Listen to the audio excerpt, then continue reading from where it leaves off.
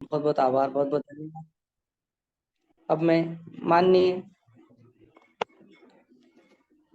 संस्थापक महोदय धर्म प्रकाश भारती साहब से अनुरोध करना चाहता हूँ कि श्रमिक दिवस की उत्पत्ति पर आप अपने विचार रखें। माननीय भारती साहब। धन्यवाद वर्मा जी। सभी संत गुरुओं के चरणों में नमन करते हुए आज की हमारी इस महत्वपूर्ण मीटिंग की अध्यक्षता कर रहे माननीय बादल सिंह बौद्ध साहब, संचालक हमारे पहली बार कर रहे हैं, बहुत अच्छा सिद्धार्थ वर्मा साहब, बहुत बहुत धन्यवाद आपको।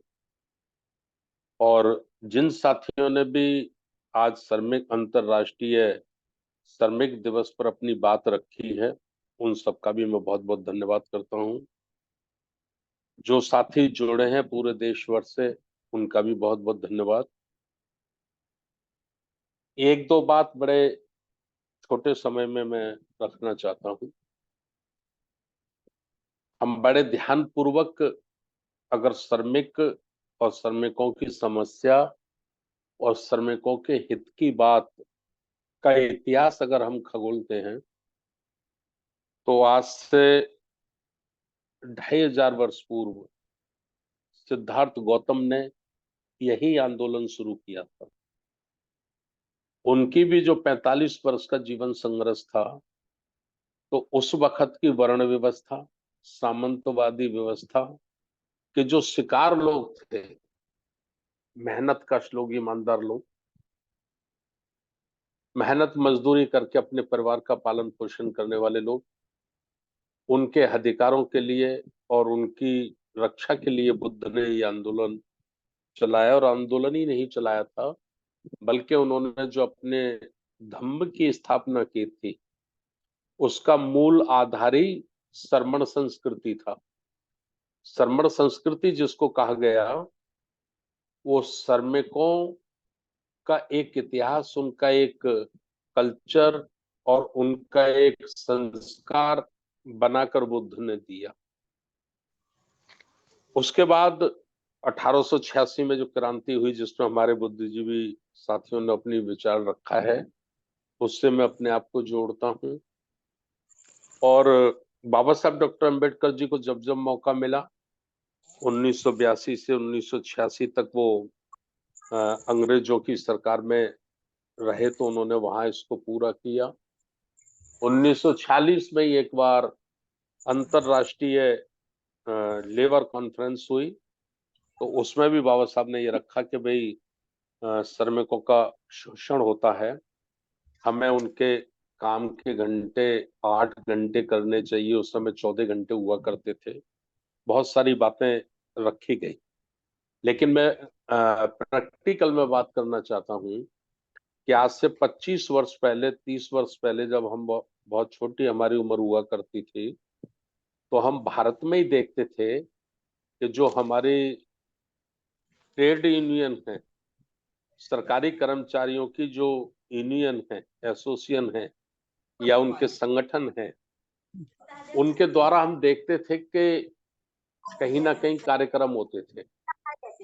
और विशेष करके जो कम्युनिस्ट विचारधारा के संगठन थे, कम्युनिस्ट पार्टियों की जो शाखा थी श्रमिकों की, लेबर यूनियन जो थी, वो 1 मई को आम सभा, संगोष्ठी, सम्मेलन करते थे, मुझे खूब याद है।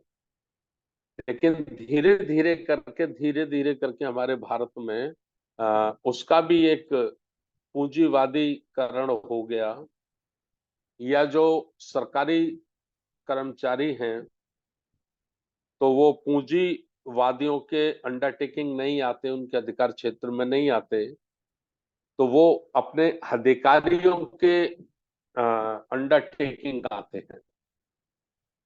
तो आज हम देखते हैं कि जैसे आज 1 मई है, अभी तो चलो चुनाव चल रहे हैं, नहीं कहा जा सकता इस वर्ष तो खैर, लेकिन फिर भी मैंने देखा है कि कहीं अब श्रमिकों के कोई कार्यक्रम नहीं होते।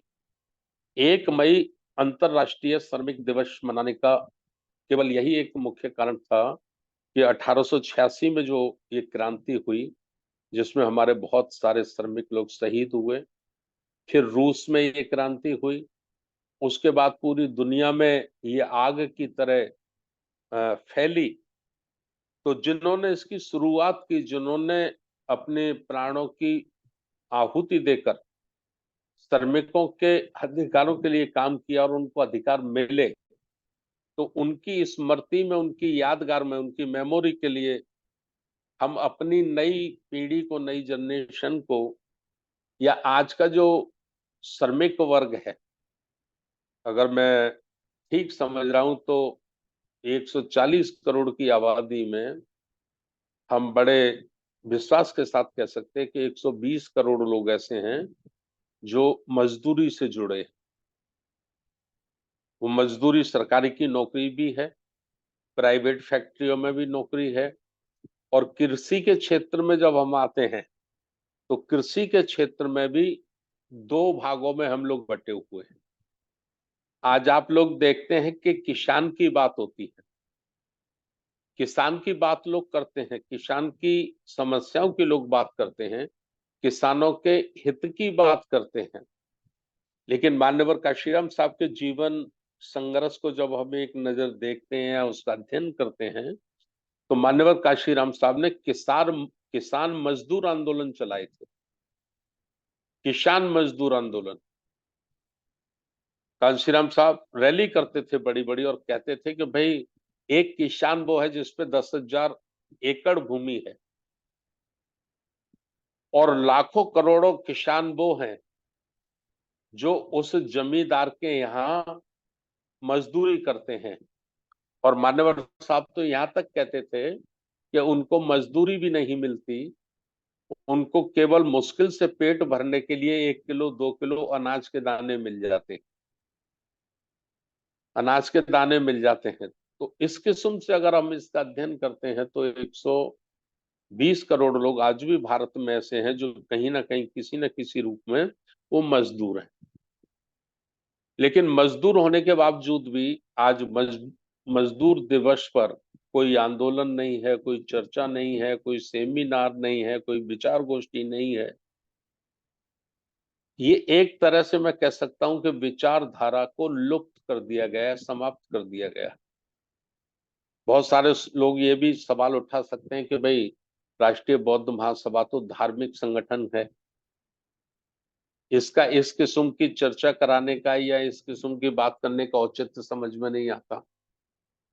तो उनके लिए मेरी यही सलाह है कि राष्ट्रीय बौद्ध महासभा का मतलब है महाकारुणिक तथागत गौतम बुद्ध के धम्म का प्रचार प्रसार करना, उनके जीवन संघर्ष का प्रचार प्रसार करना।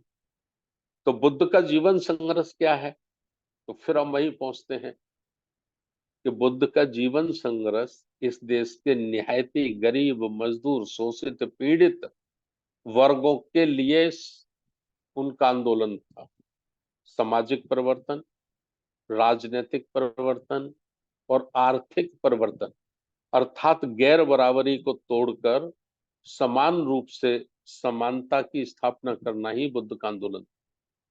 तो बुद्ध का जब ये आंदोलन था तो राष्ट्रीय बौद्ध महासभा की भी, और भारत में जितने भी बुद्धिस्ट लोग हैं या बुद्धिस्ट संगठन हैं या बाबा साहब फुले अंबेडकर को मानने वाले संगठन है, मैं समझता हूँ सबकी जिम्मेवारी बनती है कि हमें इस देश के मजदूर, शोषित, पीड़ित श्रमिकों की लिए उस विचारधारा को, उनकी जो जो शहीद हुए थे उनकी स्मृति को, उनकी यादगार को ताजा करने के लिए निश्चित रूप से हम लोगों को काम करना चाहिए। तो यही मैं आज श्रमिक दिवस की अपने साथियों को बधाई देना चाहता हूं। और 1886 में जो शहीद हुए, फांसी के फंदे पर चढ़े, रूस, फ्रांस, जापान, दुनिया के कोने कोने में जिन्होंने यातनाएं झेली, अपने प्राणों की बलि दी, ऐसे तमाम उन श्रमिक शहीदों को भी हम लोग आज श्रद्धांजलि देते हैं इस छोटी सी मीटिंग के माध्यम से। और कोशिश करनी चाहिए हम लोगों की, सबकी सामूहिक रूप से ये कोशिश होनी चाहिए कि 1 मई को हम लोग भारत में भी एक बड़ा आंदोलन बना है। जैसे पहले सारी सरकारी ट्रेड यूनियन थी, एसोसिएशन, एम्प्लॉयज फेडरेशन, उनको हम प्रेरित करें, उनको जागरूक करें कि 1 मई को वो निश्चित रूप से अपने अपने कार्यालयों में, सबके ऑफिस बने हुए, अपने अपने ऑफिसों में नहीं तो कोई सभागार में जरूर 2 घंटे 4 घंटे के लिए वो लोग सम्मेलन, विचार गोष्ठी, सेमिनार करें, जिससे जो मजदूर वर्ग है उसका मनोबल बढ़ेगा और जो मालिक वर्ग है उसको बोध होगा कि भाई मुझे श्रमिकों के हक और अधिकारों का ध्यान रखना चाहिए। तो इतना ही मैं आज कहना चाहता हूँ। टाइम बहुत ज्यादा हो गई, 10 से ज्यादा बज गए हैं। जितने साथी जुड़े सभी का एक बार और अभिनंदन, आभार। नमो बुद्धाय, जय भीम। साधु साधु साधु। साधु साधु साधु।